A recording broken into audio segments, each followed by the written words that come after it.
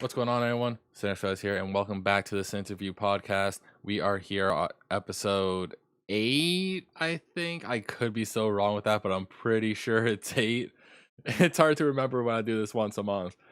But anyways, we have, of course, a new guest here this week. We have the Superior. He has 265 followers on Twitch. He is a growing creator. He's just good at what he does, honestly.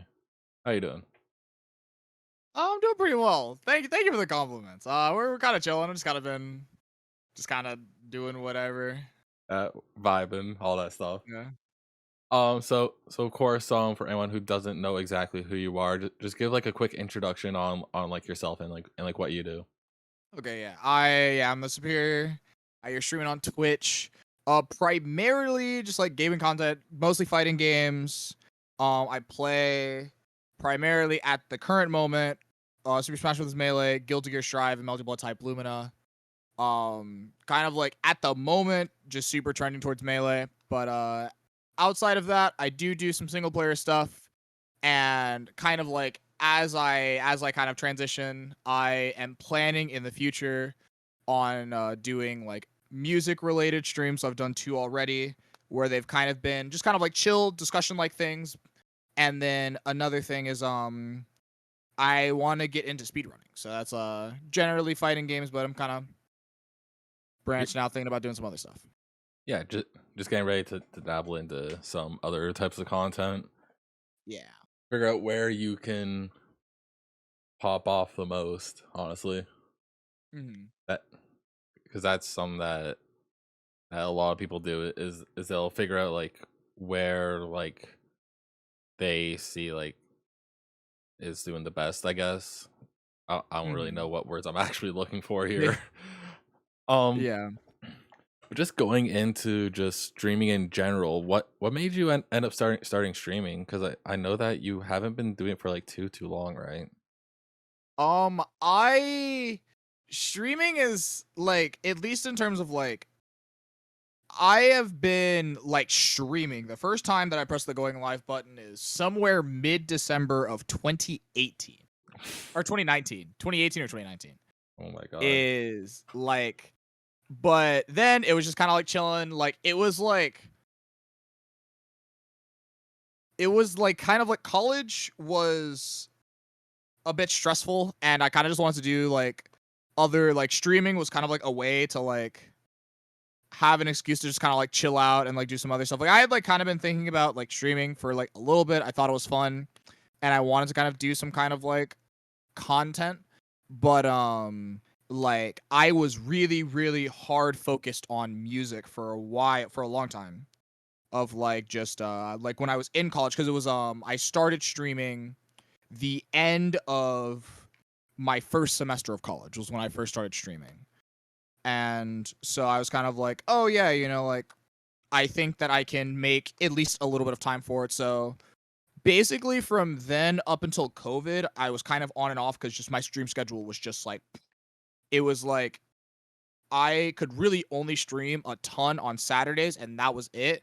And even then, that wasn't even guaranteed. So my stream schedule was super inconsistent. I was doing it for fun and just kind of like the break. It was kind of like giving myself like a scheduled break away from music and practicing trumpet and practicing other stuff and just kind of doing general life things. And then around the time COVID rolled around and we were all kind of under lockdown, that was kind of when I started to do a lot more. And that was when like I started to kind of like lock in of like, okay, like streaming more consistently. Like I streamed like basically like from lockdown to now, I've like consistently been streaming about 4 days a week, where before it was like anywhere from 0 to 1 to like maybe 2 days out of the week. Yeah, definitely having that more consistency of streaming 100% helps. Um Also not currently being enrolled in school, so I just have more time. yeah, not being in school 100% helps with that. Like the funny thing is like I also started in like, I think it was technically second year, but it was like first year of like a new program that I was in. Mhm. Yeah. Um, and funny enough, it was also music related. um, Yeah. but yeah, college is like one of those things where like you have to like try to balance like a social life as well as if you're wanting Yeah. to streaming, getting your assignments and stuff done. Yeah. It's a goddamn nightmare. Dude, college, it was rough. Like that was like I remember like telling people about like my college schedule, and it was like every single semester having 18 units, and people are just like, "Why?" And I'm like, that was what I was supposed to do. Like the music, like at my school, it was like there was just like basically up until like second semester, like your junior year, they're like advising you to just like max out. They're just like, just get, it's like, oh, you got to do this, and this, and it's just like, oh, yep. And then they put you in like 3 ensembles, and it's like, oh, where'd all my time go? What's time at that point? Jesus. Yeah. As soon as you said 18, I was like, no shot. There's no possible way that I could Yeah. manage 18 different classes. Well, I mean, it wasn't really classes. It's like the units Oh yeah. of classes. So it's like Okay. counting ensembles. My first semester, I had counting ensembles. I had 10, I think 9, and then second semester I had like 10. Okay. Sophomore year was, and I think, yeah, like both semesters of sophomore year was 10, and again, this is like counting ensembles, so it's like 7 or 8 classes generally, and then 2 to 3 ensembles. Okay. So it's And yeah. so it's probably safe to assume that they went to school for music then? Yeah, I went to school for trumpet performance. Yes. Okay. That's actually kind of sick. Yeah. So so you're like you like playing your trumpet and whatnot then, right? Yes, I really, really like trumpet. What is your favorite thing to play on your trumpet? Um, Generally, like honestly, I'm not entirely sure how to answer that question because I just really just want to just play it. Like I was like, 'cause it's like really weird because I guess I could say like if I was to like go like again like the thing like they ask you the question of like, okay, what is like the main thing that you see yourself doing? Like some people they're like, oh, I want to play in like the state orchestra, like LA Phil, Oklahoma Phil, New York Philharmonic orchestras or stuff like that, and like those kinds of like big name orchestras. That's like purely like orchestral symphonic music kind of thing, or like people want to do like a Gordon Goodwin big fat band or just any kind of like jazz oriented thing. And then some people go into like pit orchestra slash like studio field, and that's kind of where I was like my biggest thing was like being in the studio and like playing for like movies and video games. That was kind of like the big thing that I wanted to do, but also I just really liked also doing those other things too. Like I really just wanted to like play, and I didn't care what I like what I could play. I was just like, okay, whatever you put in front of me, I'll do it. And that's what I wanted to do. I just wanted to play trumpet. That was really it. That wasn't anything in particular. I'd say like generally, I think I'd probably be like super duper biased towards like either like big band jazz stuff or like kind of like what you'd expect out of like superhero movie orchestra stuff. Okay. Like specifically kind of like superhero movie kind of stuff. I really like a lot of that, like that kind of stuff. Those are always really fun stuff to play. Gotcha. The funny thing is like every single time I think of trumpets now, just just because of my fiance Kate, there's like this one like DJ she listens to that always incorporates trumpets into his songs. His name's Timmy Trumpet. And Okay. like it's actually kind of fire. I'm like that trumpeting is it's kind of nice. Yeah. I saw him live when we went to a festival, and he dead ass brought out a trumpet and everything. I was Yeah, like, no, that's super sick. Yeah. I was like, that's actually insane. Mhm. So of course you ended up mentioning a bit earlier that like the main thing you do is like fighting game wise.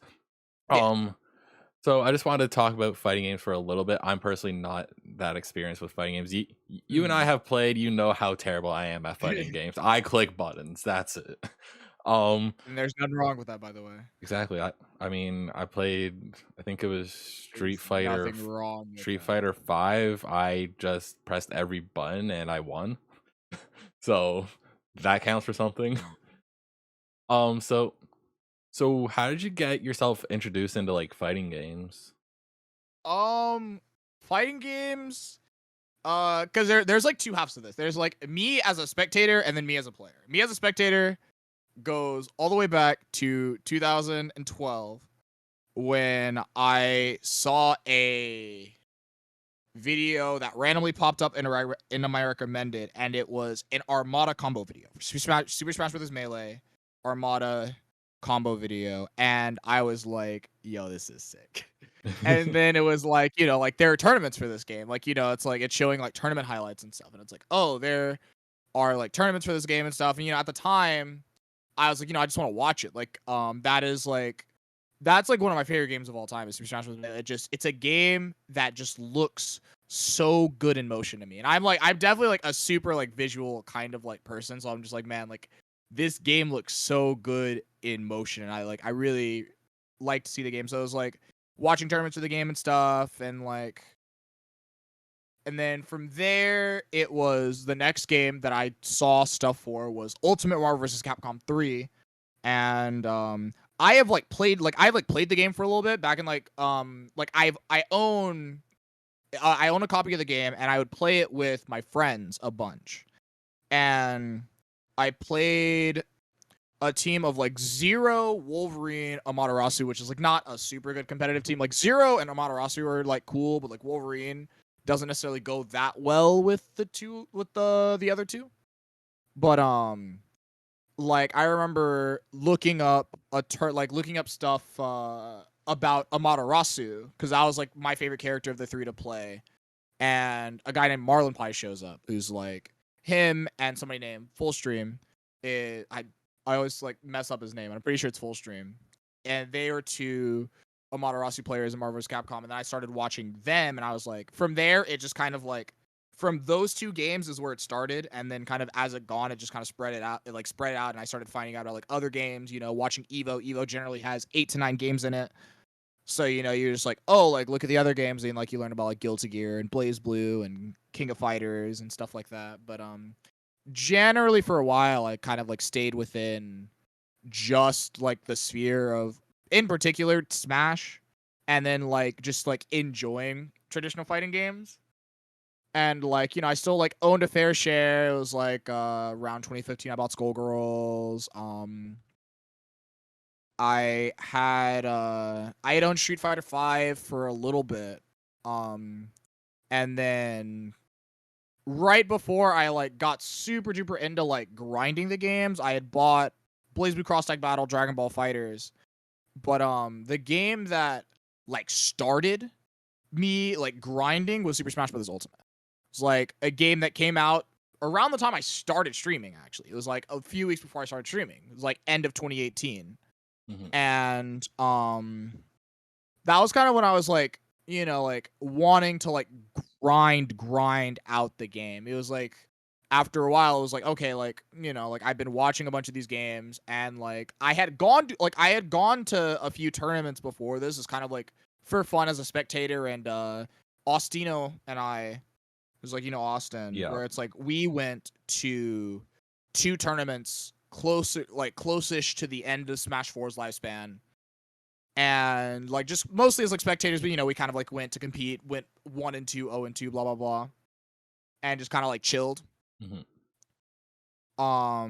But when Ultimate came out, I really liked the game feel, and I was like, yo, I was like, oh, I like, I want to put some time in this. Like we put some time in the game, and we're just going, and we went to the first like 6-7 months of Ultimate's lifespan. We went to like 5 tournaments, and like kind of like chilled and like did some stuff for that, and then after that school picked up and it was hard, and from there, like, you know, even if like not competing and stuff, it was still fun to grind. Me and Zolly play like grind out a bunch of games and stuff, and like at first it was like just us. So, you know, it was like it was us, one other friend. Like in Smash we had Austino, and then we had another one of our friends, Randy, on like traditional fighter side, where like he'd play like Dragon Ball Fighters with us and stuff. Hmm. But like generally it was kind of like the two of us, because the other two were like super busy, and like while me and Zolly were also really, really busy, our schedules kind of happened to line up more so than the other two. And so we just, so we just kind of like kept playing and playing as we went on. Yeah, I believe I like first met you like through obviously Ben stream, but I think he was streaming Ultimate, and then you would end up popping it in call and just like playing some like fighters and shit. I think I remember that. Oh yeah, Yeah. like being in the EG call, and like Yeah. while Ben's streaming, we're going, yeah. Yeah, it'd be like you guys, and then Twinkie got in the mix, of course, Yeah. because he loves his fighting games as well. He's like in EG in general before you, Ostino, and Zolly showed up. It was primarily, I think, just Twinkie playing the fighting games. No one else wanted to get in the mix. I, Yeah. I I would try to every now and then with him, and then I'd be like, dude, I'm just getting clapped. I'm tired. Time out. I am so Yeah. done. Um. So when did you end up meeting like Ostino and Zolly? Speaking of which.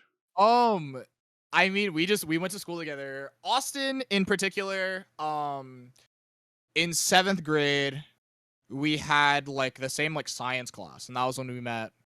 And we've just kind of been chilling ever since. Like throughout middle school, it was kind of like me, him, and another one of our friends. We were kind of like us three hung out a ton for like throughout like middle school. And Zolly, I knew of his existence like since 7th grade, but we honestly didn't really like, we've like known each other, but we didn't really like talk and become friends until like 3 or 4 years after. It was like our 10th grade, where like um we like, that was when he got into jazz band, and then like our 5th period, like jazz band was 4th period, our 5th period, it was like right next to each other.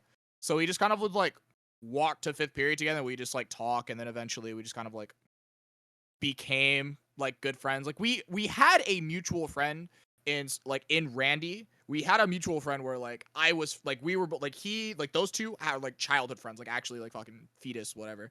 And like I like met Randy, and we talked a bunch throughout middle school and like into high school and stuff.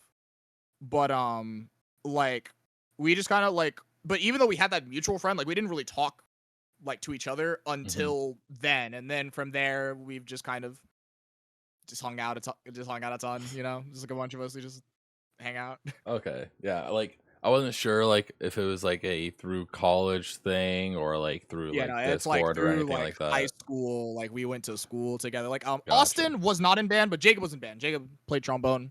Hmm. So it was like just he was in band and I'm also there, you know. That's just how it works, right? It Yeah. I always find like as soon as you get those like handful of friends from like high school and whatnot, those are the ones that end up sticking around the longest. Because I literally have three friends that I still talk to from high school, but I don't talk with or fuck with anyone else from high school.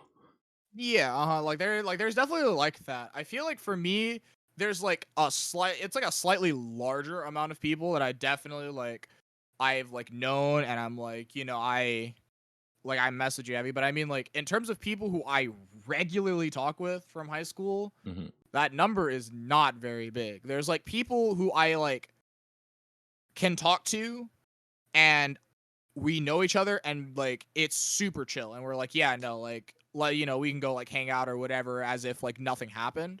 But it's like really like Zolly, Austino, and then there are 3 other people. One, Randy, who I've mentioned, and then 2 others who are like that like group. It's like us that's kind of like that group of people that it's like, yeah, no, like always, like I'm generally talking to a decent amount pretty often.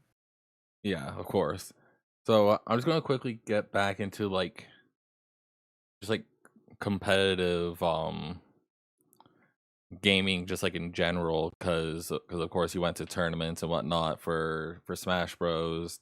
Um, what was there any other tournaments that you actually went to for fighting games, or was it just Um, only Smash? I feel in like it probably person, wasn't. in person, only Smash Ultimate.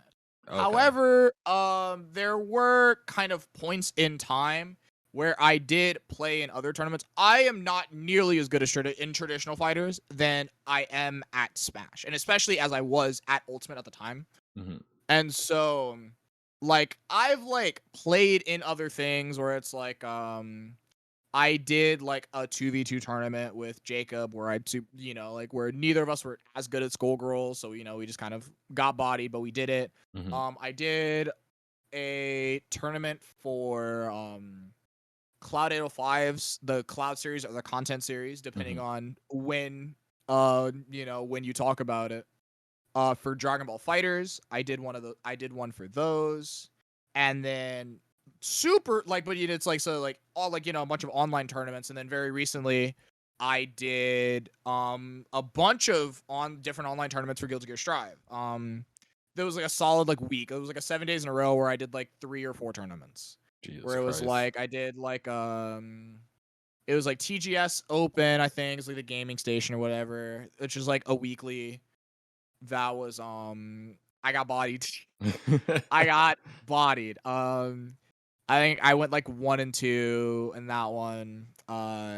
There was Bamboo Battles, which is like one of the Panda who's like one of like the esports orgs out there. It's like really big into like Smash and fighting games. Panda Global, That right? is, yeah. Yeah. They have Bamboo Battles. It was like I did that one within that week, and I got like I think like set wise, I think I went 5 and 2, which is like way better. And it was like what 25th out of like 155 for the weekly. It was at like the beginning of the game, so it was definitely like a decently big event. Hmm. And then like at the end of that week, I did Fight Back Strive, which is like it was like a smaller tournament ran by Munoz Scyther, who runs a tournament of like the same name but for Skullgirls. He wanted to do one for Strive, and I did that one where I got 4th. Yeah, I got like 4th. And like I've like he's had 2 more that I've participated in both, and I think I got 5th in both of those. Yeah, I mean, But, it's kind of top like, 10, top 10's pretty nice. yeah, it's like those are lots of fun. I think it was like around there were around like 20 in each one. So it was like 4th, 5th, and 5th out of like 20ish. That's not bad. Um, so you didn't mention Panda Global there for a quick sec. I just want to quickly hop into something that you've obviously probably most likely already heard about the whole Nintendo partnering up with Panda Global. I can see that smirk on your face already, and and the fact that they ended up mentioning. I think they said, did they say something about tournaments for Melee coming, or Yes, it is. Yeah, it's tournaments for. It's like it's a North American circuit for Ultimate and for Melee. Or I'm not sure if it's a circuit, but it's either a circuit or just like a string of tournaments for both Ultimate and Melee that are sponsored by Nintendo of America. And just to get into how I think about it, it's very 50-50. Because as much as I trust the people over at Panda, and honestly, even Nintendo of America is generally about the Smash scene.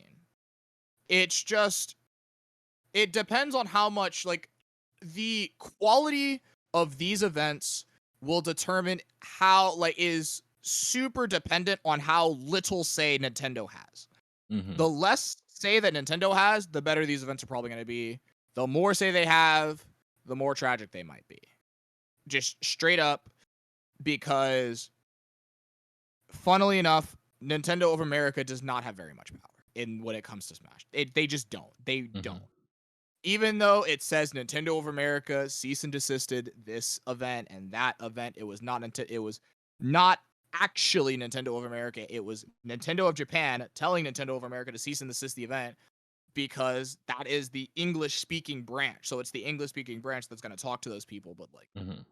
Nintendo of America is fine with it. You know, it's like, well, Yeah. like, they're not going to openly state it, but it's decently known throughout where like Nintendo of America is perfectly fine with turning a blind eye. It's just Nintendo of Japan isn't, which Mhm. it sucks, but that's just kind of how it is. Like Japanese game devs definitely have a bit of pride in their works, which isn't necessarily a problem. They have every right to, but because of that kind of pride-ish sort of thing in their work, it causes that's like, oh, like, we don't want anything that isn't our vision put on the game for a lot of Japanese devs. So Mhm. that's generally why things like Slippy, things like PM, now Project Plus generally they're trying to like, hey, yo, get that out of here. Yeah. I I definitely find it difficult, like especially with like Nintendo, because of like the same reason that you mentioned, because mainly like Nintendo Japan telling America to do whatever. But like every single time I end up trying to upload any sort of like React content to like a trailer or something like that, e- even if I like pause it like every now and then, it um I always get hit with a copyright, and it's like, Oh, hey you love yo, to see it. I'm You love to see it. every single time, while I believe it was when Ultra Sun, Ultra Moon, and Let's Go Pikachu Eevee were dropping all their announcements, I would end up like Yeah. reacting to it and like discussing it, and Mhm. then not like even before the video is actually live, I end up getting shot. I'm like, okay, I'll go. Yep. I'll just go fuck myself, I Yeah. guess. No, that's like it's super hard. Like all of that like copyright stuff. It's Yeah. like it's hard to like work around and it's hard to kind of like even as like it's like weird. When it comes to copyright, like I won't really get like too much into it really, but it's kind of like things where it's like, you can do this thing sort of thing where it's kind of like it's hard to kind of work around like what's fair use and what is like actually copyright or Hmm. what company, like the company kind of trying to bog down because like especially when it's like an automated system as well, like the automated system can be rough on you Oh too. my god. It's like there's like the manual copyright. It's just it is really, really, really hard to work around copyright as a like content creator, like as Hmm. like a YouTuber, even with like DMCA on Twitch. Yeah. Like it's a lot easier with DMCA on Twitch because you just don't do the thing. But Yeah. and generally when it comes to like a lot of like the React Andy stuff, like again, like they don't really get on it like they do on YouTube. Hmm. They don't really get on it. So it's like, oh yeah, you can do the live react on Twitch, even if you leave the VOD up, they're not gonna shoot it kind of Yeah. thing. It's like Yeah. I feel like it's because on YouTube, of course, there's like more eyes that go to it, because yeah. on Twitch, it's not really, people don't go through like VODs, honestly. Yeah, Like people don't like I have never met a single person that intentionally goes into someone's VOD just to watch a stream. yeah, no. And I mean that's actually like and I mean anybody could like correct me, but I think that's kind of why they don't is like with a YouTube video, when you post the YouTube video, it's there. Hmm. So what happens is, you know, you don't want people to go see this content creator using the video when they can go look at your video Hmm. kind of thing. It's like, why do you want to go look up this person's reaction to this presentation when you can just go watch the presentation sort of thing? Yeah, exactly. And like what I remember when the whole DMCA thing became like a huge problem just like amongst Twitch in general. The thing is, like, because I went to school for music business, I kind of get why there was a bunch of DMCA strikes and whatnot. Um, but I personally want to hear your input on it because you also have like that music background. I don't know, like okay, so it's like it's really funny because like there's two sides to it. Cause like there's the cause this is also the same thing with the YouTube copyright thing of like I would say that I have two things to say about this. But like the first thing is like there's kind of like two sides to it where it's like the again the you should go just listen to my song and or like go listen to the song or whatever, like that's my song and you're making money sort of doing this and so blah blah blah. Or like again with the react thing, why are you looking at somebody's reaction? You could just go look at my video, or like Hmm.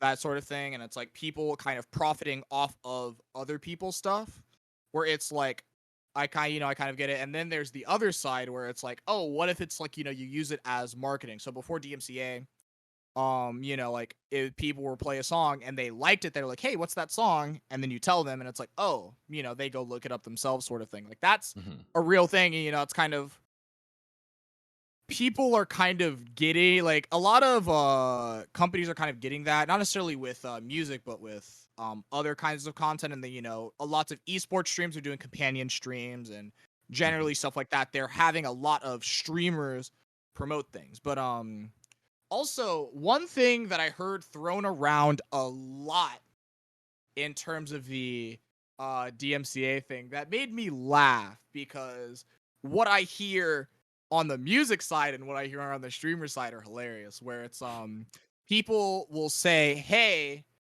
these people have so much money, but they are going to DMCA your stream because you're making money while listening to this song. And I just want to say that, man, who are you guys looking at? Yeah, Who has a mad bank over there? Because like like it's like to keep it to keep it a full stack. There is like making money in that industry is just it's hard. It's hard. And it's like the way that you do it, the way that it happens, and just general, there's so many different weird logistic things. And sometimes it just leads to pennies and not really what people would think with how popular and how much of a medium music is and how much you may actually be making off of some of this stuff. So I mean, yeah, no, there are some people who are making mad bank, and yeah, it's whatever. And also, a lot of the time, it's not even their choice. It's specifically the agency that is like over it, or like the people who produced it, and mhm. like the record label itself, and not the artist who probably doesn't care, and they just want them to listen to the music. Like there's like those people who are like producing it and stuff like that, like they're not making that much fucking money. They're not. They're really not. There's not a lot of Mhm. people in the music industry that are making a ton of money. So whether or not it's scummy or not of what DMCA is, people might want to get it out of their heads that people are just that the music industry is swimming in money, because they are not. Yeah, pretty Like that's like like it's like that's it. I've been sitting there and I've been hearing people say that, and I'm like, man, I wish. I was like, I wish. Yeah, Um, like e like I also have like a semi music-ish background. I used to do like rap music when I was like younger and like hmm, throughout some of college or whatever. Still dabble yeah. in it like every now and then. Um But like as soon as the DMCA thing started, the immediate thing that went in my head, I feel like I might have tweeted it out or talked about it at some point. But I was like, it's not even 9 times out of 10 when you get copyright strike for DMCA and whatnot. It's 9 times out of 10 not the artist. It's always like the record label, the agency, all that other stuff. Exactly Yeah. like like you mentioned, because like I could literally go to my DistroKid account, which is what I use to get my Mhm. music everywhere, And I can tell you right now, there's probably less than $5 in there over the span of like a couple years. Yeah. Like the only way that like artists are like primarily making money, like their main revenue streams is 100% like merch and live shows. Those are the two big things for them. Yeah, The live mu- shows are massive. Yeah. the music makes you the least amount of it, really.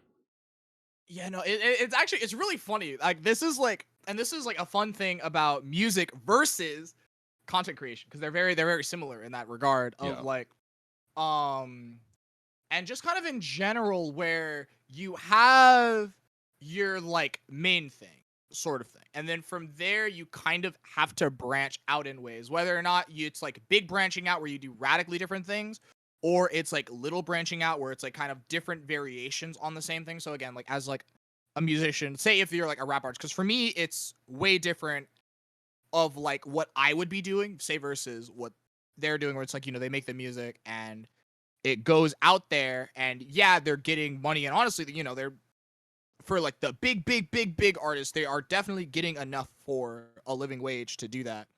But like really it's like, oh hey, live show coming up, got a big tour, and like, you know, they have other stuff, or even, you know, buying the music, like buying physical the discs, like DVD, like Mhm. any kind of like physical disc or whatever, also is honestly not that much money, but that's still like a decent source of thing, or like any kind of like outside content related to that as well is like generally the thing. And I mean, honestly, like another thing that's pretty big is like radio, like just putting the music out there on like Spotify or whatever, like unless you're like super huge, is like it's cool. It's cool. Mhm. But like, you know, say if you have it on the radio, say if you have it on a commercial, say if you have, you know, again, like a live show, like those, that's money. Mhm. That's like, and then even if like, you know, again, those things by themselves may not be that much, when you put it all together, that's when it's like crazy. It's like you have to kind of like put yourself out there and like it is a grind. It's a grind. It's a grind, it's a It's hustle, it's a lot, honestly. yeah. Like I've had like radio interviews and like had my music play on the radio. Mhm. But like a lot of the time, like especially for musicians making money for music, there's a lot of different like it's not agencies. What's the word I'm thinking of? Royalties? Yeah. Yeah, royalty. Yeah, the Different royalty. type of royalties that like they can like sign up for to like be able to get like a little bit of knockback, like if it's played on radio. Yeah, and that's another thing to talk about is royalties. That's actually another huge thing because that is like that's truly kind of like if you know how to finesse the contract, you know, you can definitely get a little more out of it as well if you know kind of like what all that stuff means and like understanding what you want the royalty fee to be, like kind of like how Mhm. you want like the royalties to like do sort of thing. Like, you know, you can kind of get a nice little check out of that as well, Yeah, you know. exactly. Like when I worked in Toronto, I worked at a company that dealt with royalties. I'm not gonna say Mhm. which one or whatever. Like it was Yeah. like a specifically like Canada one, and pretty much what would happen is the radios would send their radio log of like what all was played. We'd make sure that like it's a legitimate song by doing like our own research on it, Yeah. and then it would just go into a file so they know like how much they should be getting paid and all that. It was a Mhm. super interesting process. I didn't like it because it was so brain dead, but I was introduced to a lot of music. Yeah. But like luckily enough, like because I have like my music business degree, I have like enough knowledge about like each aspect of like the music industry because I've had courses on it. Yeah. Um like I know how a record label works. I know how the royalties work. Mhm. I know how getting funding, paying artists, tours, merch, all like the whole 9 yards. Like that's what that course taught me over the span of 3 years. Yeah. And and just understanding that definitely helped me understand the DMCA stuff a lot more, because I feel like anyone who like doesn't have like any sort of like background involved in like music, just like in general, they probably wouldn't be able to understand what the big deal about DMCA is. Yeah. And honestly, the other thing is like whether or not like and also like this isn't even really a like yo DMCA is good like lay off. This isn't Mhm. about that. Like this was like not like a hey like we shouldn't be saying whatever about DMCA like hey guys like protect the artist blah blah blah protect the Mhm. regulator. Like it's not necessarily that. It's not necessarily about that, but it's like it's like kind of like when you understand it a bit more like for me whether or not you think DMCA is bad or whatever, honestly, I do want to play. I want to play my fucking Tower of Power playlist and all my big band stuff on my Twitch. I do, and Mhm. I don't care if I don't because I have the video game music playlist which doesn't get shot.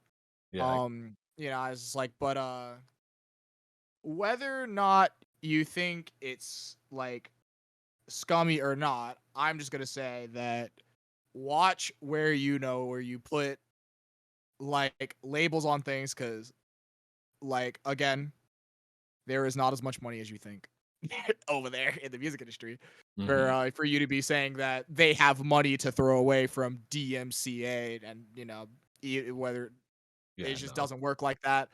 That's really Not what at this all. is. It doesn't work how you think. Yeah. That's really what this is. Like that's what this conversation is about. Is it does not work how you think, and it's just like from there. Exactly. Whether or not you think it's good or bad or whatever, like just kind of be careful about what you say because it might be incorrect. Yeah. Like as soon as it dropped and I saw on Twitter everything, I was just shaking my head. I'm like, come on, you guys are getting mad at the wrong people here. Yeah, no, and I mean, like, I get it, but Mhm. also, yeah, no, like, it's like might be getting mad at the wrong people a little bit. 100%. Like all the artists that like they think is like making hella bank, it's because their record label made a deal with them to give them X amount of money. But Yeah, what they don't understand is in those deals they have to pay back that money. Or that was something I would say. Like sometimes, yeah. Like yeah. again, it depends. There's a ton of different types of contracts that you Mhm. can like do that partake in Yeah, that have like different things. like honestly we could like keep going for like a while just talking about every little different thing about the music industry and who gets what and like the whole nine Yeah. yards. And honestly, you could probably tell it. You could actually tell it better than me. I don't have. I like definitely don't have as much music business experience as Mhm. you do. Like a lot of my music knowledge is definitely within the music and analyzing and breaking down that kind of thing, and just in general being a player and a performer, not necessarily on the business side. I know a bit. Yeah. I know quite a bit, but like not definitely not as much as you. Yeah, like that is honestly one of the reasons I chose the program that I went for, because because of course I mentioned earlier at the time like I was trying to be a rapper, which Yeah. obviously being white and stuff that doesn't really help me. Well, like people can do it. People can do it. Look, it don't matter. It don't matter. But Like if you spitting, you spitting. That's it. yeah, exactly. But like the main reason was that way I understood like the whole back end of everything and whatnot. Because I actually almost got scammed hard Mhm. when I was like a bit younger. Because apparently someone from Capitol Records or some shit ended up emailing me and being like, "Yo, we want to get you signed and whatnot," and then I figured out that it was a scam, and I told them to go fuck themselves. Um, Damn. but yeah, getting away from the music talk here, because I feel like some people are probably might be a bit tired of it. I'm personally not, but um, of course, with like since like I've known you anyways, you've gone through like a bunch of different games. And you did mention they were wanting to get into speedrunning and whatnot. I feel like one of the bigger introductions to you into like a speedrunning situation is almost like the Kingdom Hearts 2 randomizers that you guys have Mhm. been doing a lot of. Yeah. And by a lot, I mean like 3 every day almost. Yeah, I would say we played a lot of Rando. So what ended up making you want to do the rando stuff? Because like I know that we've talked before like off camera and whatnot that you're like kind of a sucker for Kingdom Hearts, anyways. Yeah, no, I'm big Kingdom Hearts fan, but also a big uh Link to the Past randomizer fan as well. Like Link to the Past was kind of like one of like the first like, obviously like you have the Pokemon randomizer, but in terms of like the style of like like the Link to the Past, Kingdom Hearts, Metroid, Hmm. like where it's like it's progression, it's like you have to get like certain like all of like your progression items are randomized, blah blah blah. I followed or like around 2017, 2018, I was heavily following Link to the Past randomizer. And I didn't play it because I didn't set it up. I didn't have time to set it up. Like in high school, like basically essentially before I started streaming, my free time was playing any random game, whether or not it be Smash or just whatever, with friends and practicing trumpet. And at the time in high school, sax. So I also play sax as well. Which Where it's like it was which I have okay, I know what you're gonna ask. I'm yeah. sorry for cutting you off. All I right, all good. have mostly tenor sax. That was like what I started learning, but I also have an alto sax and a soprano sax as well. Okay, Yeah. that's actually the question I was gonna ask. Mhm. Which sax do you prefer? Definitely tenor. I really like the sound of tenor more. A lot of like the sax players that I really like are primarily tenor, like in terms of like the stuff that I like to hear them on are primarily tenor stuff, and then like it's just the one that I've been playing the longest, so it's just the one I'm the most comfortable with. Gotcha. I've been a I think it was a tenor. Yeah, I was a tenor sax player when in Mhm. high school. All I right. I was okay at it. Let's go. Let's go. All right. um so we're gonna hop into one of the little games that we have here because we have a few different segments that we do actually have to get to. Um because we're already like almost 15 minutes in. So Oh um man. so this game is one that I've been playing every single episode. It's called One Has to Go. So Okay. essentially how it goes is I'll list three things in a certain category that either I know you well in or that I think you know well. And you have to pick one that stops existing. Okay. So so this one we are going with fighting game franchises. Okay. So your options are Guilty Gear, All right. Fighters, and Smash. Which one would have to go? All yeah. And, Oh, that's and, actually. and for Oh Smash it would no. be all the Smash, Guilty Yeah, Gear, it'd be like all of all them. like Yeah. whatever. Yeah. But Okay. Fighters it would literally just be Fighters. That was the only one. Oh, Uh, that's like. Oh, unle- that's actually unless you want mad to hard. count in like the Budokai and all that other stuff, but And that would be mad hard because it's like Smash is definitely like my favorite games to play, and we'll probably get into it later because I think it's a part of a question, but has two of my favorite iterations of characters yeah. in terms of to play and sort of thing. Dragon Ball is like just like it's just my childhood. Like it's like Dragon Ball is just one of those things that I have just grown up with, and it's just something that has been a part of me for so long. And then Guilty Gear, I have not been a fan, like, I haven't been a fan of Guilty Gear for that long in terms of me playing the games. I've watched some of the games and it was hyped to watch a bit of Evo and like Combo Hmm. Breaker and like any kind of like tournaments that had the game. But I mean, I didn't follow the game or really know anything about the characters until very, very, very recently. Like basically like end of 2020 to now is like basically at this point, essentially about a year that I've like been super into Guilty Gear, but it has Emilia, which is like a super sick character. I think I would get rid of Guilty Gear. I think that would be the one that has to like I don't know. I don't know. I might get rid of Fighters. I'm gonna keep it a black. I might get rid of Fighters. It's like it's between Fighters and Guilty Gear. I'm gonna go ahead and get rid of Guilty Gear. Oh man, Damn. that I, w- was hard.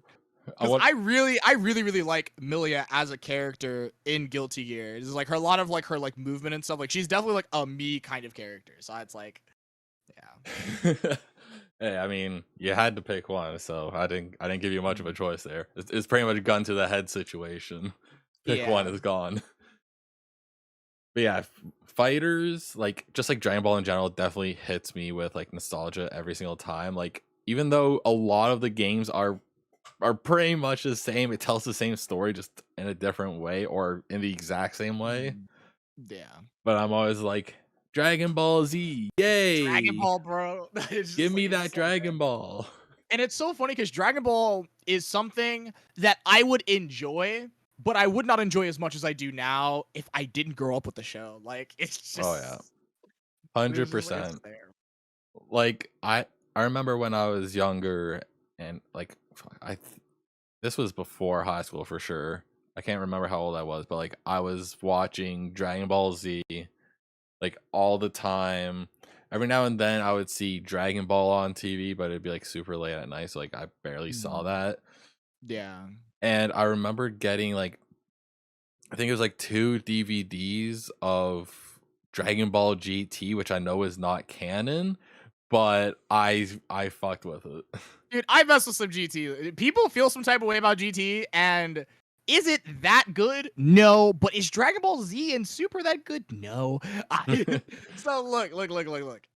It's for the enjoyment. Dragon Ball is a fun franchise, and Yeah. honestly, GT was fun. It was fun. Yeah, like I found with GT, like I was pretty okay with like most of the sagas. The only one that I was like about was I think like the first one, which they were literally just looking for the Dragon Balls. Mhm. So that one was kind of mad. The Super Yeah. 17, the Baby, and the Shadow Dragon sagas were all super fucking sick. Yeah, I think for me, I'd say like, oh, like of those, my least favorite is probably Super 17 actually, and Mhm. then, but honestly, like again, like when I like look at Dragon Ball, I'm like, man, like was it fun? Was it a fun watch? Yeah, all right, Mm, cool. Because yeah. I mean, like Super, I will tell you right now about Dragon Ball Super is that Dragon Ball Super up until like episode like 90 something when the Tournament of Power starts, Dragon Ball Super is not that good of a show. As much as I like the movie retellings, like or as much as I like the movies that the show retells, I would just watch like generally if I was to rewatch Super, I would watch the first two movies and then start the Universe 6 tournament arc. Universe 6 tournament arc was a super fun watch, but it's cap as all get out. And same thing with Zamat, like with the Future Trunks arc, is that it's like a fun watch, but Mhm. it's so bad. That one's garbage. So it's like it's horrible. But was it fun? Yes. Yeah, I And then found. Tournament of Power was just fun as hell. Like Oh it's yeah. just Tournament of Power was absolutely insane. Like so many people love that, and like it brought so many banging characters. yeah. And then yeah, like I can agree with you for like the first like two sagas, like the retelling of the movies. Like I would 100% just watch the movies again. There was no. I found that there was no point to make it into a like different sagas like that. Just say it's canon and fucking call it a day. Honestly, Mhm. um. What'd you think of them actually making Broly canon though? I mean, um, well, first off, to actually like, and actually, this is funny because this is like going to be like in part we're talking about the first two movies as well, Battle of Gods and Resurrection F. Mhm. Generally, the reason why a lot of people do this, and you'll see this literally this season of anime with Demon Slayer, the Mugen Train arc, Mhm. where even though they had this movie that was extremely successful and they like people loved it, it's kind of hard and like jarring for some people to go from season one of Demon Slayer, and then you have the Mugen Train arc, and then you see season two of Demon Slayer, but it starts at the Entertainment District, which is like the next arc after Mugen Train. Mhm. And so it's like for certain people that's super jarring. Some people may not know that it's a movie when they're binging it at first. Yeah. If they like are going in without any knowledge to like with other things. Like a lot of Yeah. times anime movies are generally considered non-canon. So when you kind of go in, or like it's like a standalone film, like A Silent Voice, or the other one that people like a lot. Spirited Away. So yeah, I mean like Ghibli Yeah. movies and stuff. Yeah, it's like Ghibli film, Spirited Away and stuff like that. Your Name, that was the one I was thinking of. Like and so like that's the reason why Super went in that direction. I'm pretty sure it's just kind of like streamline those things. I mean, they didn't really have to because it, but you know, they did, and it's, you know, it's whatever. But in terms of Super Broly, you know, it kind of comes into that and just kind of like, you know, slaps me in the face because I don't even think there's a like there's probably not going to be an anime adaptation of Broly if the Super anime comes back. Mm-hmm. And there's no manga adaptation, and they just kind of just, you know, Toyotaro just went whoop and just continued doing with what he was doing in the manga. So I mean, hey, that takes what I say and just kind of is like, hey, you know, whatever. But hey, I mean, if he ever writes it at some point, it's fine or whatever. But I think it's fine being canon, having a Broly rewrite. I mean, as big and muscly and powerful as Z Broly is, that's it. That's his entire, this is just That's it. his personality. He screams Kakarot and punches things, and he's, you know, that's what he does. And Yeah. he is at this point far too underpowered to be considered anything after, especially after Bio Broly.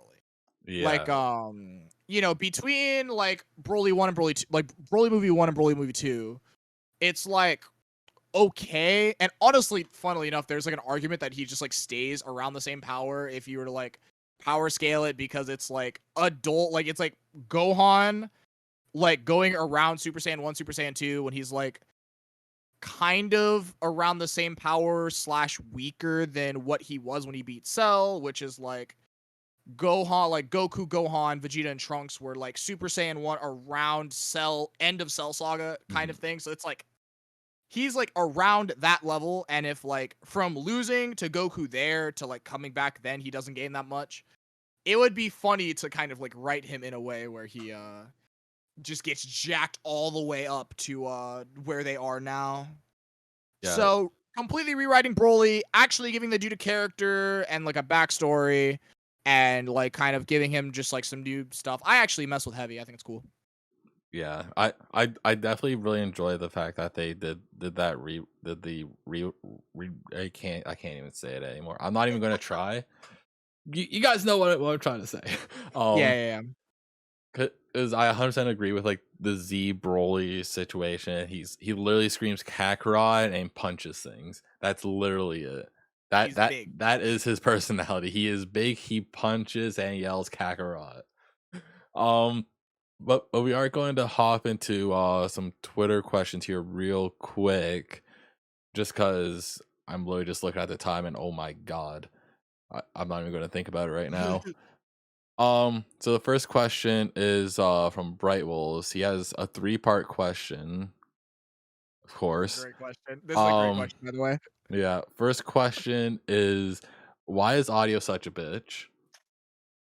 You know, he just kind of, it's funny because like earlier today we played some Mario Party, and honestly, it was hilarious. Audio, that is just audio. We love him for it, you know. Yeah, exactly. And you know, it's kind of like a running joke where it's like if like Audio and Bright will like hang out, and then like they'll like randomly post in like the rando chat sometimes, or like come into my stream chat and be like, Degenerate. "Oh, Bright's a bitch," or Audio's like, they'll just kind of like, they've just kind of been going back and forth. So that, you know, was like a fun question. Yeah, that's kind of just how they are, and I Yeah. always get a good laugh at it. Like literally in that random group today, I just see a bunch of shit. I'm like, what the hell's going on? I love those two. They're great. Yeah. So second question here is current favorite fighting game to grind, and which character do you like the best in that game? Definitely, it will always and forever be Super Smash Bros. Melee for the Nintendo GameCube. I love that game, and Peach is my friend. Just in general, when we talk about like one of your favorite characters in a fighting game, period, because like, you know, he asked like in that game, but honestly, like Melee Peach and also Ultimate Peach are just two of my favorite designed like 1v1 characters, just like period. I love those Mhm. characters. They're so sick. They just float around and they do stuff, and you can like, and it's funny, like, I was gonna say it's like you can like move on people, but you can do that in Ultimate, but like in Melee, Peach is a lot slower. And you could definitely move on people, but she's like, she kind of like tends towards like a different kind of like way that I like to play, because generally I play rushdown characters, but I play mad lane. I generally play characters with like lots of movement and like good rushdown, Mhm. but I like play super lame. I'll like try to position. I'm like using a lot of that movement instead of pulling up on you. I'm like trying to like position and like waiting for you to like do something, and then I pull up, as opposed to just forcing myself onto you, sort of Yeah. thing. So like I can't really like they're like Peach doesn't really have that kind of option at all. She's like a super tank. Like she's like in that game she's more like tanky, where like she has like the tools to reposition and like schmoove on you in a way of like the way that I do play the game, just kind of in a different fashion of instead of pulling up, you're like trying to like bait things or like move around in kind of like a way that's like very creative, which I super dig. Mhm. But she like isn't like a like glass cannon, like she just kind of like explodes. She kind of does sometimes, because being a floaty means you die off the top a bunch, but generally she's like a super tanky character that's like decently heavy, can survive for quite a bit of time, and forces scrambles. You just sit there. She's like, a lot of people call her the trade queen, where she just kind of like, it doesn't matter, because like if you get hit, if you hit them too, and you guys just trade, because generally it's a Peach favorite trade. Mhm. And like she has funny scramble tools of just like 2-frame jab, where it's just like if you're scared, you just fucking press that button and it just like stops them. It's just like a jab check real quick. And then you have down smash, which is like a 6-hit smash attack that in that game is really stupid, where it's like the way that the move was designed is so that you really only are supposed to hit it once and they go flying. But what happens is that if you like hold down and you like directionally influence yourself like down towards Peach, you can get like multiple hits. So you can get like 2 hits off the down smash, and like generally it would only do like 15, but Yeah. if you can get like 2 or all 6, it goes from like 40 to like 60 to just explode. But that character, both characters are super fun. And another kind of like super fun character, like I love a lot of the melee characters, Melee Falco, Melee Fox, are characters I like a lot. And if we were to talk about like my favorite iteration of a character outside of Smash, it's probably either Guilty Gear Accent Core Milia or Guilty Gear Strife Milia right now. So Milia. Yes, just Milia, but like though like those two characters are quite different, but I really I like she's a fun character. Yeah. Um. So the last question from Bright. Oh my God, there's too many questions. Favorite and least favorite Kingdom Hearts world, can be from Rando or just series in general.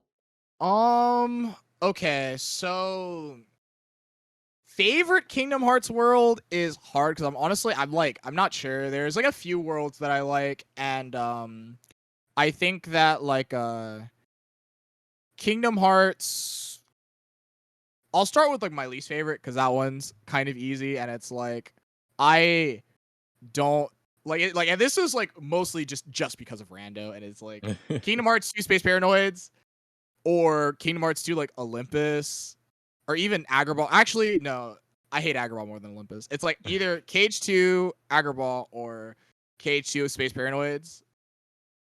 Fuck both those worlds.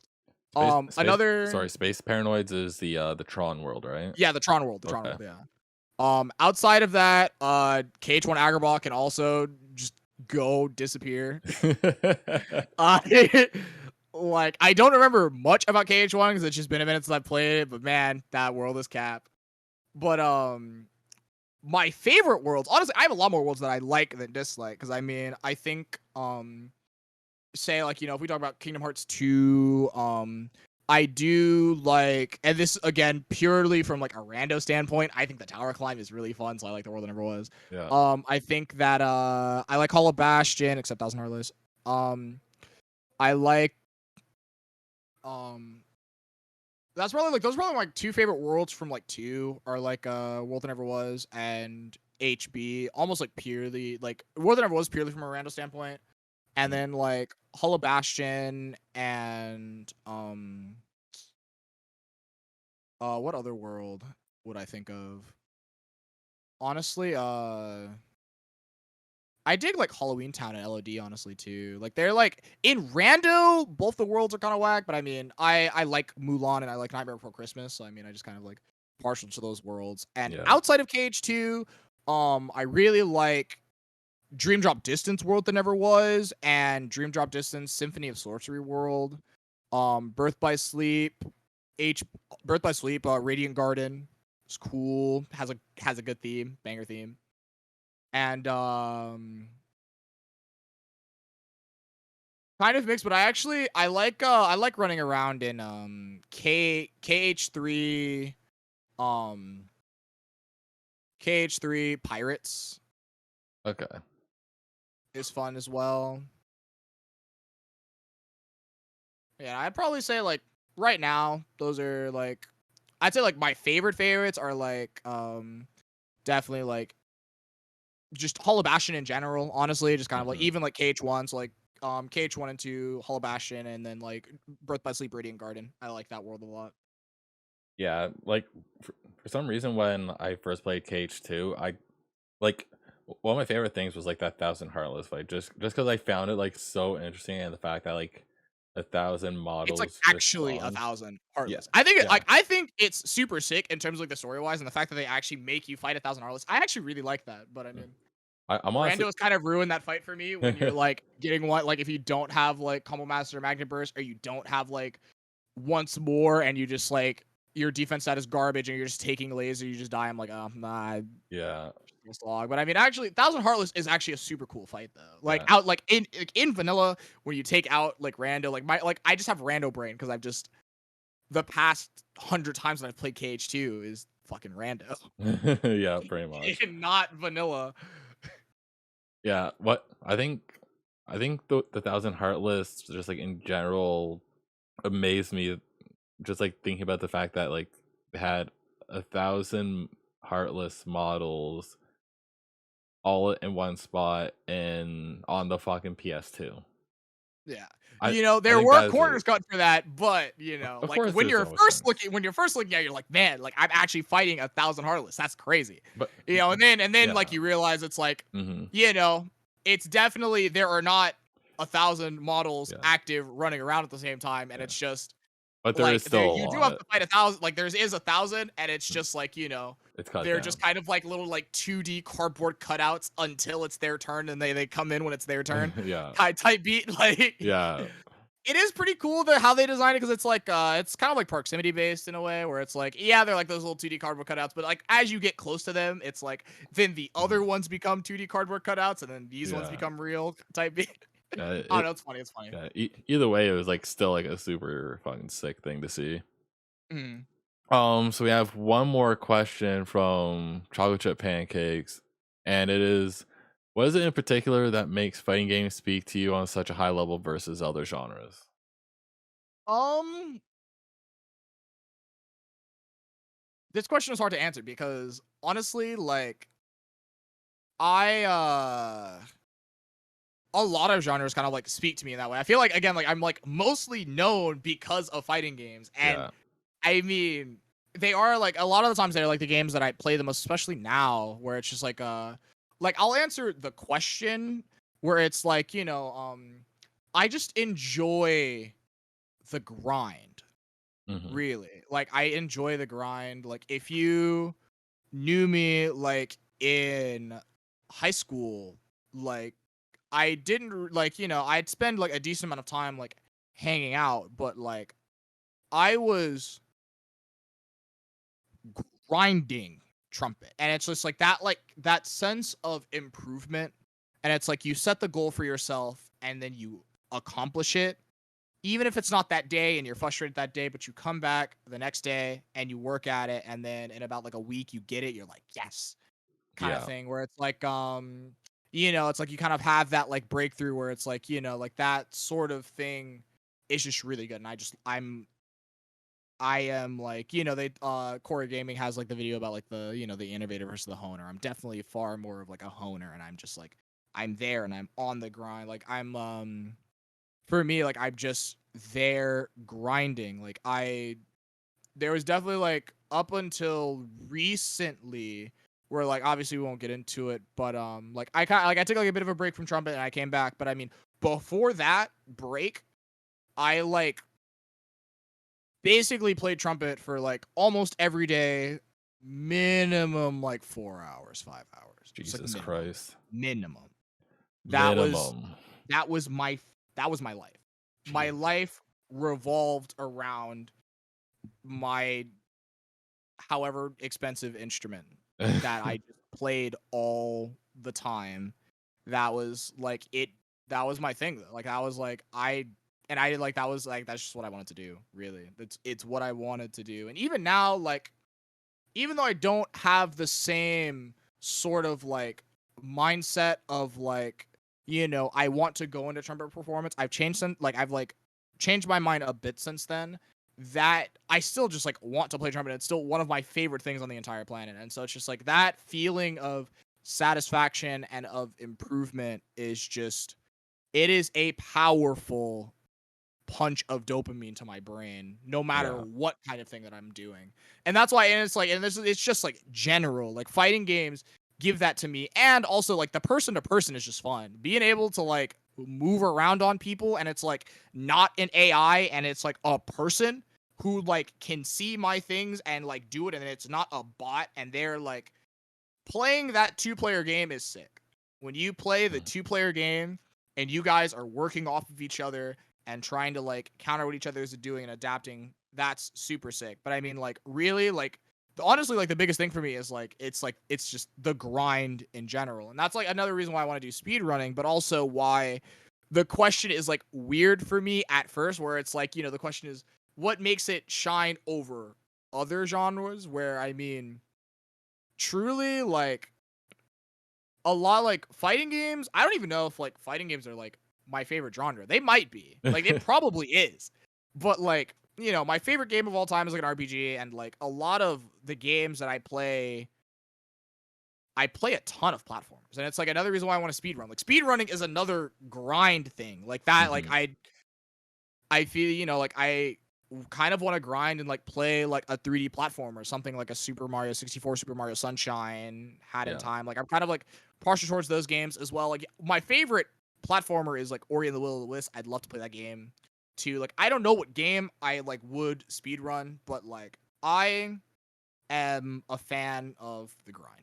And just that's really it. Just start speedrunning the Smash Brawl story.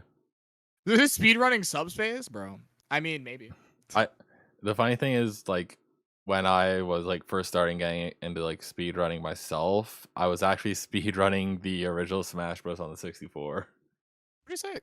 Yeah, it was like all character 3 stock normal, Uh-huh. and like my PB was like just under 3 hours, I think. Yeah. It was rough.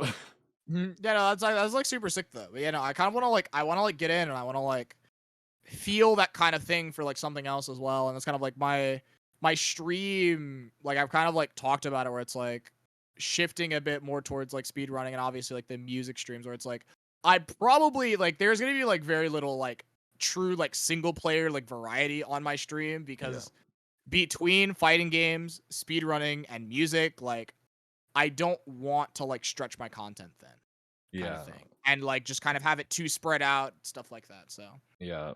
Spreading out too much is not very good, especially for like sitting at like a growth standpoint. mhm. Because I've seen like so many different like tweets and like videos mentioning like, especially as like a small streamer, sticking to like either like one game or one genre is huge, especially Yes. for growth, because I've like you heard that build a as well. community around that type Mhm. of thing. Yeah. No, that's actually that's like super huge where it's like you stick to that niche and you're consistent because then it's like when people think about it, they're like, oh yeah, there's this person that's doing this and he's normally live around this time. I wonder if he's still live and he is Mhm. kind of thing. It's like having that kind of consistency within that is good, and spreading out your content too thin, like, dude, be like people who like get big off of like variety, like being a small streamer. You guys give me the secret, bro. You guys got Yeah. the juice. You guys are maximum entertainment, because Give me if the people Krabby are Patty trying to, recipe. yeah, if like people are watching you like that, you are maximum entertainment Yeah, exactly. for whatever reason. It's because that's hard. Because it's like, like obviously, generally, if you get big, you are big entertainment value. Like you are entertaining, and that's generally always the case. Like sometimes it's like you the person are not entertaining, but your gameplay is, and so sometimes it's like people will watch pros because their gameplay is entertaining. Watching them play the game and then learning about from them is also entertaining, sort of thing. So like some Hmm. people will say like, oh well, this person isn't entertaining. He's just good at the game. How did he get big? And it's like, it's because his gameplay is entertaining. Shut up. Trying to hate on people. It's because he's completely fucking cracked at it. Yeah, he's bad cracked, and that's fun to watch. It's fun to watch people be cracked at the game. It's also fun to watch people be 100%. bad at the game. But it's like yeah, Yeah, we move on. like every now and then when I watch Fortnite, I just see them build like an Eiffel Tower. I'm like, how the fuck are they doing this? I can barely make a ramp and walls around it. Build a house for me IRL, bro. You Yeah. are a whole contemporary designer, bro. Yes, sir. So we're actually gonna hop into this last segment here, which is actually new to the stream. It's something that I wanted to do for the last episode, but I forgot. I'll be honest. I'll keep it a stack. I completely forgot to do it. Oh, let's go. But what we are doing is we are going on to Reddit. All right, and we're grabbing Reddit? and we're grabbing would you rather's. Oh my goodness. I have to okay. So I actually have to would you rather? yeah, so I wish I forgot this week. yeah, so pretty much what I'll do is before the podcast I'll look at the top weekly and grab two or three would you rather's. I ended up grabbing 3 because I didn't think we were going to go this long, but you know what? I don't care. Yeah. I don't care. I don't care. Long podcast for you guys. If you guys are watching over on YouTube, like the video, subscribe. Give it a 5-star rating on Apple Podcasts. I don't know. Like button is free, by the way. Yeah, it's free. So is subscribing, so but yeah, the first question. Would you rather shoot yourself in the foot or have all your internet browsing history be public knowledge? So it's, would you rather shoot yourself in the foot or have all your internet browsing history be public? Yes. I mean, probably have my internet browsing history be public because my shit isn't cap. My internet browsing history isn't cap. Yeah. I'm just like, to be fair, it's like my browsing history is like, it's just like whatever. Like I don't really fucking look at anything.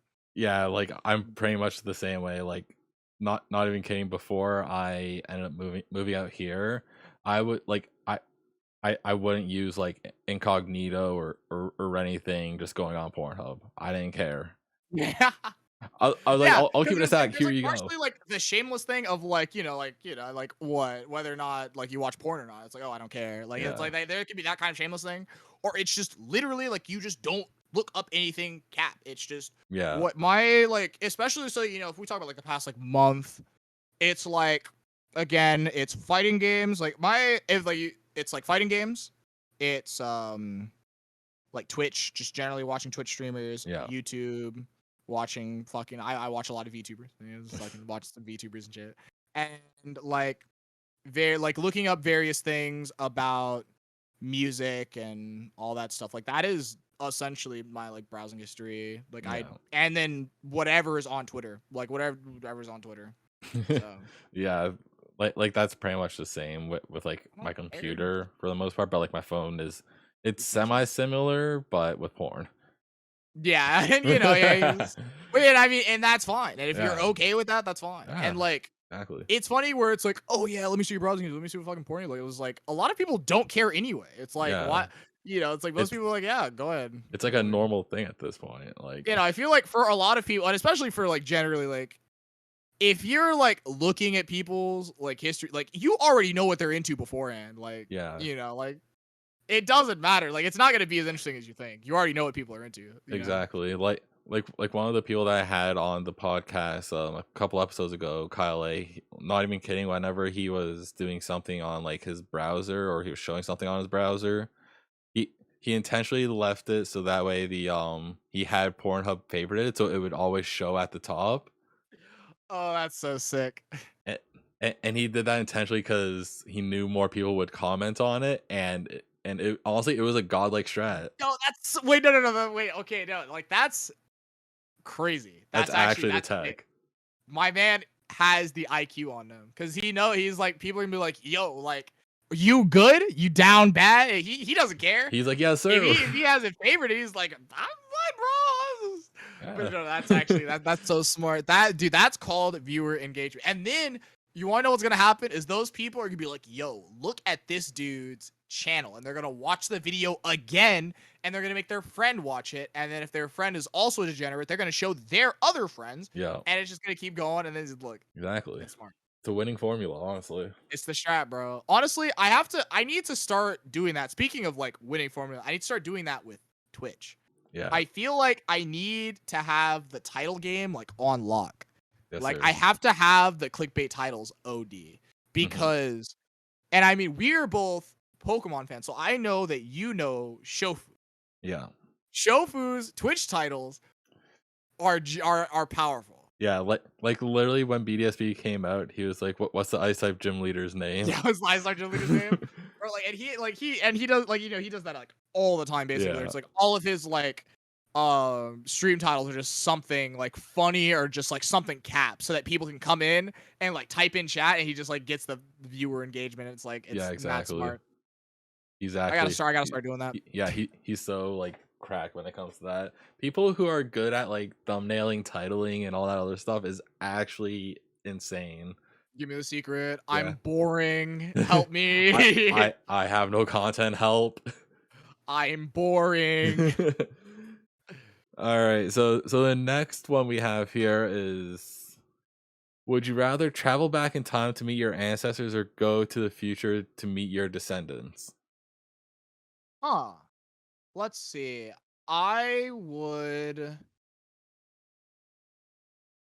honestly, I would probably go to the future and meet my descendants. I'm far more interested in what the future would be than what the past has already been, sort of thing. Yeah. Like, a lot of times it's kind of like, we must learn history because we must not, we like learn to let history repeat itself, blah, blah, blah. And like, it would be really cool to visit like the past and just see like kind of like what it's like over there and how people were. But I mean, like, I'm generally far more interested in just the future in general. Yeah. I'm 100% like the same way with that. Like the past, I'm like, just don't repeat it, which I feel like we've been close to doing that multiple times already.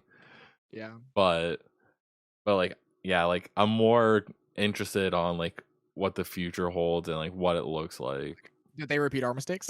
Yeah, like, please don't. but it's like and just in general, just to observe to see how much times have changed. Because I feel like that's a lot more, like that's just something that's more interesting to me is just to see how times have changed as opposed to see what changed with us. Yeah, I'd be like, it's like, man, it's like, this is what we used to do, and now this is how this is now. exactly. Like even if we like hypothetically went back like 10-15 years, there wasn't touchscreen smartphones at the time. Yeah. No. It was all flip phone and the slide phone. That was all it was. And, also Blackberries, by the way. Yeah, oh my fucking Blackberries, dude. Bro. The only way that I had Blackberry was when Blackberry was shot and Apple got a hold of BBM. That was the only time I had any sort of interaction with it. Oh, wow. All right, so we have one last one. Would you rather never have sex again or have sex twice each day and it's mandatory? You have to whether or not you want to. Yes. Oh my god, what kind of fucking question is this? This is Capizal. Oh my god.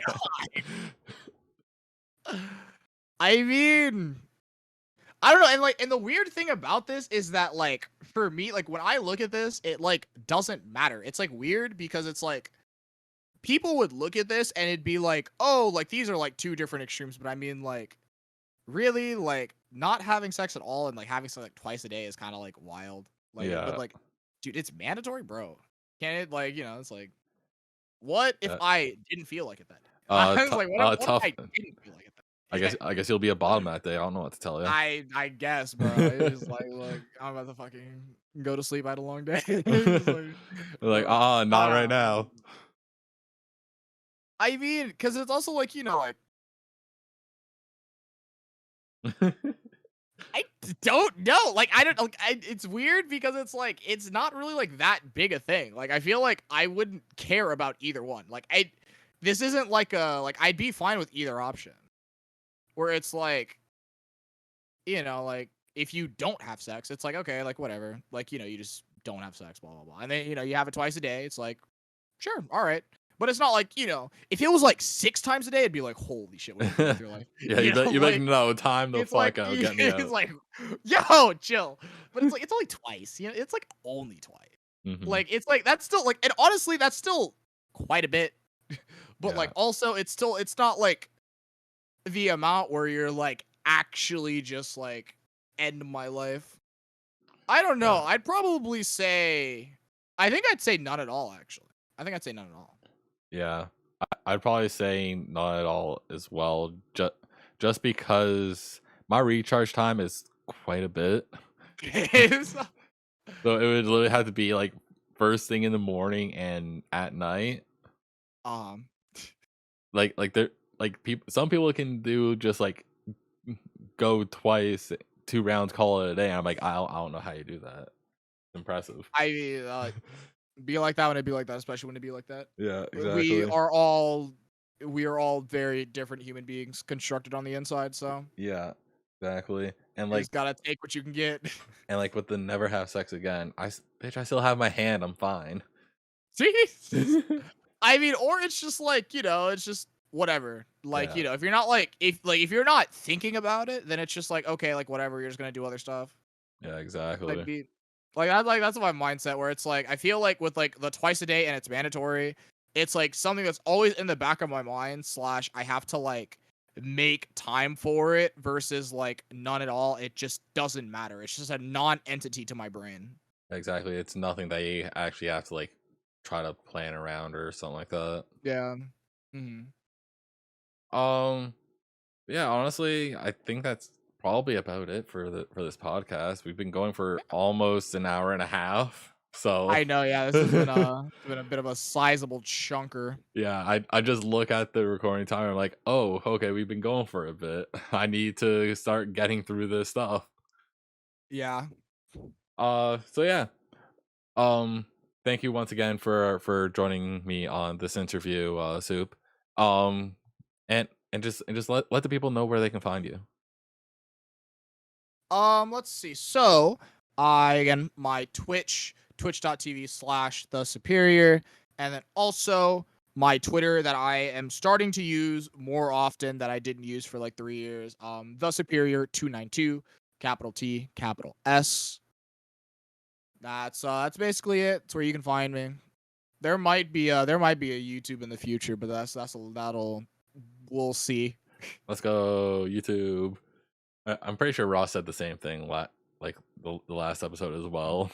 He was Yeah. like, there might be a YouTube in the future. I don't know.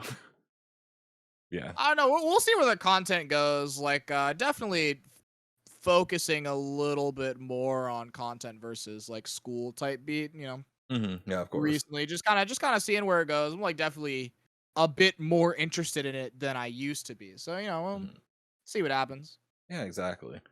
And of course, all you guys can find me on Twitter, Instagram, Facebook, Snapchat, SiNxRealize on every social media platform. Literally over here on YouTube. I stream over here now. I haven't streamed on Twitch for in like a month, and it feels pretty lit. Yeah. If you guys enjoyed it, definitely hit that like button, comment, subscribe. If you guys are watching on Apple Podcasts, give it a 5-star rating. I might read reviews if those actually come in. And on Spotify, just download it, because I guess that's how it's tracked on Spotify. It's really weird, but yeah, that's it for this interview. I'm SiNxRealize, and I'll see you guys in the next podcast. Bye bye.